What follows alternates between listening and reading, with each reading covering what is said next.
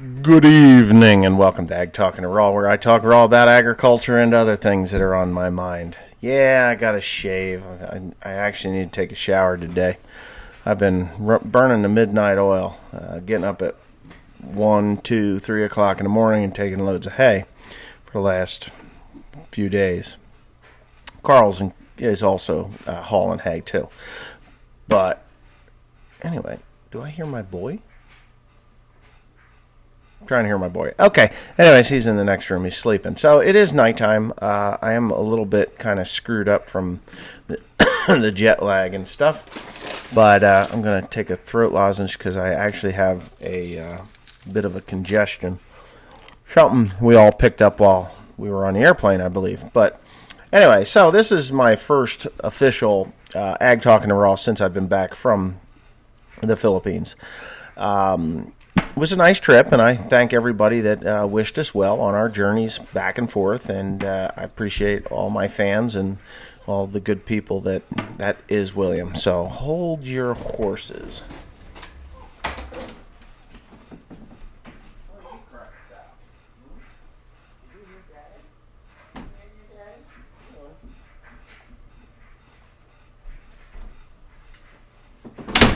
Come on.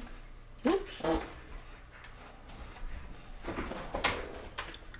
Okay, so I'm going to actually redo this, I think, or should we not?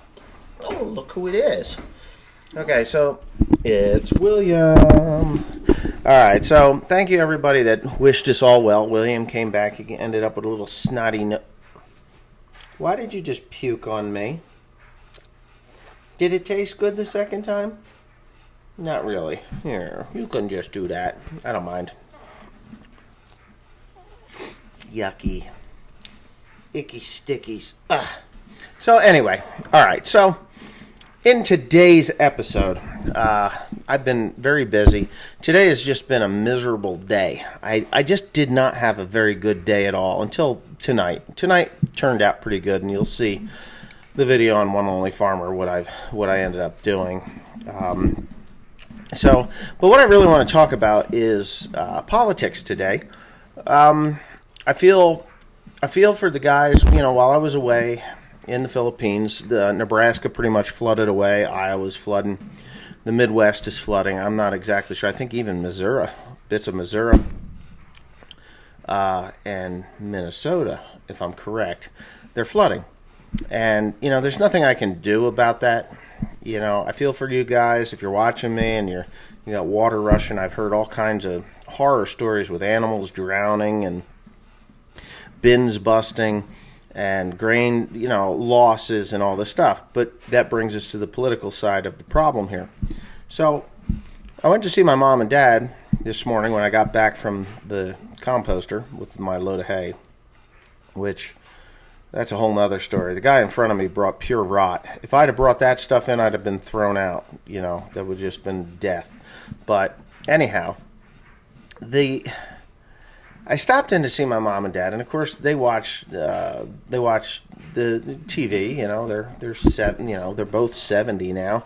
Dad will be 71 here pretty soon, and they turn on the TV and listen to the Daily Hate, if you know what book that's from, but the Daily Hate. And so I walked in on that, and I was really aggravated. I just needed to sit down for a little while because people tried to kill me all day long. All day long they tried to kill me. So I listened to the Daily Hate along with them for a little while, and there was a vote in the Senate today, or in the House, not in the Senate, in the House. There was a vote in the House today for $6 billion to be allocated to the floods and the wildfires, and what else had happened? That tornado disaster that happened down in, was that in Alabama? But any of these disasters, $6 billion. Okay, well, $6 billion is a shit ton of money, right, William? Yeah, it's terribly expensive. So it's a lot of money. So they go to vote on this thing, and Dianne Feinstein, which I have no love for, which just so happens to be from California, she voted yay in favor of the president's, Donald Trump's, plan to allocate $6 billion for the floods, the fires, the tornado, and all this other stuff that has happened in our country in the last few months. Month and a half. She votes yay. And then, stop. No more. Wait, hold on. Back up your horses and buggies here. Chucky Schumer, Chuck Schumer, the guy, the one that looks like he's a cadaver that should have been buried and they forgot, right along with Nancy Pelosi, same thing. He goes over and there's a heated discussion between him and Feinstein. Now, Feinstein's state has been affected negatively by wildfires. She was doing her job correctly for her constituents, the people that put her in office, okay? So they're burned out. A lot of people died. Houses, hundreds and I don't even know how many houses burned up. And it really would have been a good thing for her to say yay. So Chuck Schumer, which I'm not going to use the term that I normally do because my little man here is with me. Chuck Schumer goes and scolds the hell out of her. And then they redo the vote, and she says nay. Okay? So this is a Democrat party, the Democrat Party. So because the president, they hate Donald. They hate the Trumpster. They just hate Donald Trump. And they will stop at nothing to roadblock, grandstand, and do whatever it is that they have to do to enable or disable his effectiveness as a president at the expense of the people that put these so-called leaders in office. It has gotten so disgusting to watch that I'm even mad about it. Okay, so the farmers in the Midwest, they're flooding away, and they could use the money to get back on their feet. I'm sure there's going to be some bankruptcies and some sales over this thing because, people just have to, maybe they're at retirement age, maybe whatever, maybe this is just the straw that breaks the camel's back. Will money save them or rescue them from the disaster that they've had? Probably not. The money that's allocated to farmers is generally pennies on the dollar, and farmers like myself, we're pretty resilient. We can take a beating and just keep coming back for more. I think we're all mentally retarded in some way or another because we do the same thing every year. We're very optimistic people. We put corn in the ground, we put beans in the ground, wheat in the ground. I love Jeff Raymond's poverty grass. That really, to me, was the. This kid's a graboid, man. Look at you. What are you grabbing? It's Pinnacle. It was a Pinnacle name for it, that's not even correct. I'm pretty tired. You are drooling at such. What is this? Give me this. Ugh. You got more drool than I don't even know what. Here. God, what was that? Okay, so you could wipe that on Daddy's shirt. You'll be all right. Anyway, so poverty grass. Poverty grass. I thought that was funny. Now, you can make money on wheat if you've got a place for the straw. If you can sell the straw, you're going to make good money on wheat. All right. Somebody else buys it from you, bales it, takes the risk, and God bless you, you little, oh my goodness. So anyways, whatever. We do these things year after year after year, expecting a different outcome. The outcome is generally the same. We make just enough money to pay our bills, maybe put our kids through college, do a little bit of work, buy enough equipment to get us back into debt again, and we do it again next year. If it wasn't for the love of growing things and the lifestyle that we have,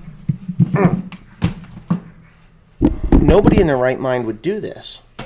I mean, really. So, honestly, the government, they're going to dangle that $6 billion carrot in front of us, and it gets voted down. It got voted down. It gets voted down because they don't care about us. They don't care about the people that put them in office. They just care about causing trouble for the president. And it didn't even matter if it was when it was Obama, the Republicans did it too. Did I like Obama? No. Do I like Trump and everything that he does? I don't like everything that Donald Trump does. Don't get me wrong.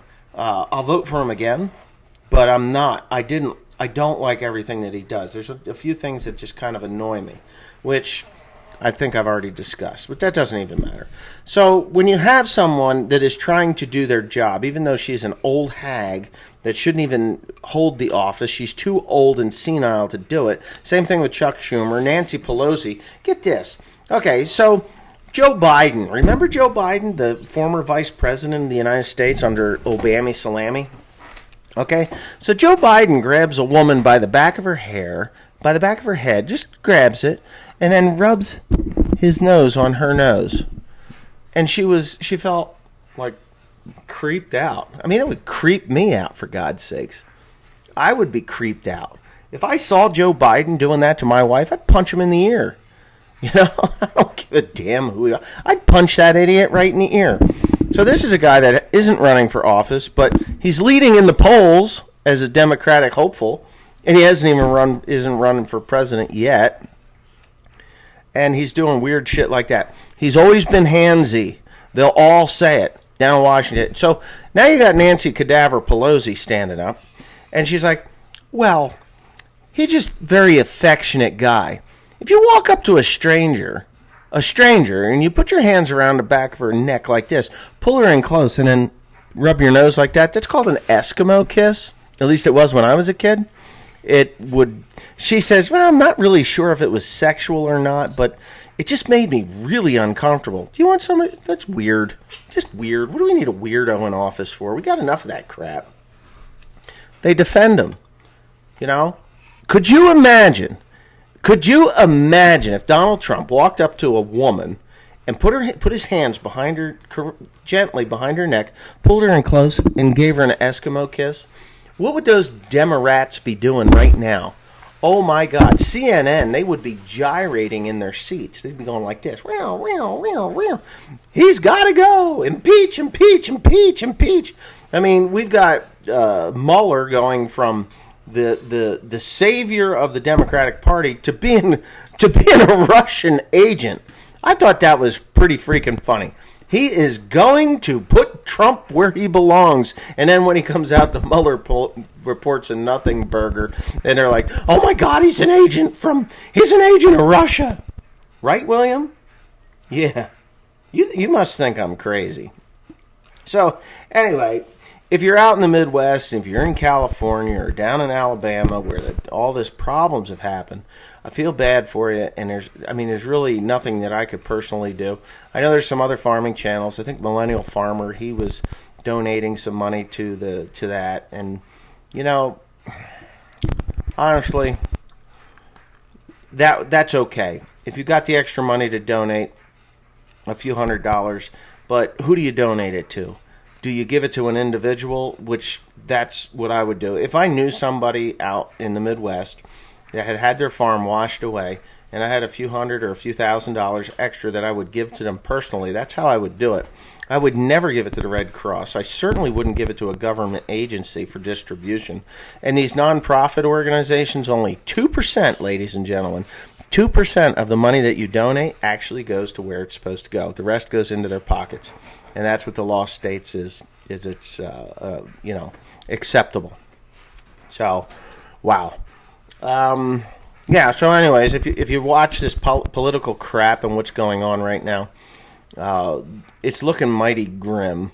I'm almost embarrassed to be an American at this point. Not that I'm embarrassed of my country and my countrymen. I'm embarrassed of our leaders. Our leaders are they're not leaders. It's a kindergarten class that's fighting over the biggest block of wood to stack on their whatever. You know, to build the little building blocks. You remember when you were in kindergarten, you had little building blocks and you weren't allowed to stack them above your head? Well, that's what they're fighting over. They're squandering. They're squabbling. They're not even. They're not productive. Not that they couldn't be productive, but they're not productive because, well, how dare we be productive? We couldn't dare reach across the aisle. I mean, they act like they are two mortal enemies instead of two entities of our government that are supposed to be running our government. Yeah, we're not going to agree on everything all the time, but even if they do agree with us, with the other side, they're not voting for them because, we don't want to associate with that bill, because if we do, then we'll be called Republicans, or we'll be called Democrats. Now, there's some Democrats out there, and I'm sure would love to say yay on that $6 billion that's supposed to go out to farmers and homeowners and victims of this violent Mother Nature thing. And it's not coming because they can't get it together. They can't get it together. It's terrible. It's terrible, and that's what embarrasses me so much. But anyhow, yeah. You doing that, William? It's ridiculous. So, I don't know. I think Donald Trump ought to keep doing what he's doing. Shut the border down. That's another thing. They're saying, oh my God, it's going to hurt Americans if he shuts the southern border down. Well, what about if he doesn't shut it down? I mean, we've got Mexico, who is giving free portage to people from Guatemala, Argentina, El Salvador. El Salvador is the worst one. That's where MS-13 comes from. So you've got free portage right across Mexico. And, then they're like, well, hey, wait a minute. United States, we need $100 million to help our economy. You've been giving it to us all along. Take our shit and give us your money. I mean, what the hell is that? So I'm with Donald on this one. Shut off the aid to those people, those countries, until they can get their border problems under control. Shut off anything that goes to Mexico, because Mexico is allowing these people to come across freely. They offer them asylum in Mexico, and they say, oh, no, we want United States asylum. Well, at that point, Mexico should turn them right around, because they are now illegal in their country.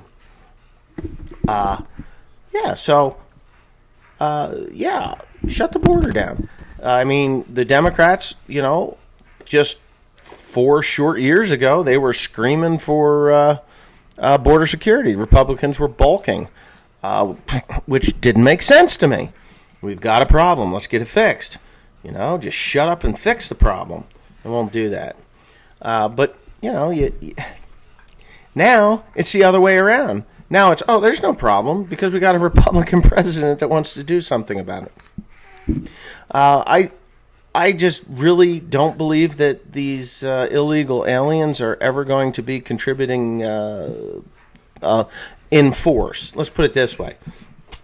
The majority of them are not coming here to work for a better life. They're coming here to get a free better life on people that actually do work. And Mr. William, you're just trying to look at this. You've drooled it shut. Oh my, what are you going to say? Oh, yeah. Can you say something to that thing? This guy's a handful. I love him though. You're just something else. You're an amazing little boy. You're like Super Baby, aren't you? Super Baby. Yeah, you're so big. So, anyway, with that being said, I guess I'm going to have to go. I guess I've talked about the seed corn and showed it on Instagram. I don't know if I actually did anything on YouTube, but seed corn's here, only 100 acres of it. I got another 100 acres of seed corn coming. I'm trying to get more compost out of those guys. I'm going to have to really kind of push the issue. Probably going to have to get borrow their walking floor and run a walking floor up and down from down there so I can get this stuff on. I've only got a month to bring in a lot of material. But, that's just the way it is. So, anyways, I hope you enjoyed this edition of me and William talking about the government and how they're screwing the farmer again. I mean, there's only so... You know what's going to happen now, and before I go, and this is what really gets me, is that, okay, so the farmers are going to suffer. Corn prices are going to creep up. Soybeans are going to creep up. Wheat's going to creep up. It's all going to creep up. That all boils down to grain, beef, and poultry and pork. That's all going to creep up. And then there's people going to be complaining that they got to pay an extra 5 cents for a hamburger at McDonald's. And guess who's going to take the blame for it? Yeah, you guessed it. not the government that didn't sign the bill so that they could get $6 billion in some relief so that they could clean up their fields and get their stuff done. No, they'll blame it on the farmer. They'll blame it on you and I, and it'll be our fault. And government will be standing there like, oh, yep, blame the farmers. Blame the farmers. It's okay. Eventually it'll come around. And here I am talking like a farmer again. Do the same thing every year, put up with the same shit every year, expect a different outcome. Yeah, I'm psychotic. Anyways, thanks for watching. Please comment, rate, and subscribe for more.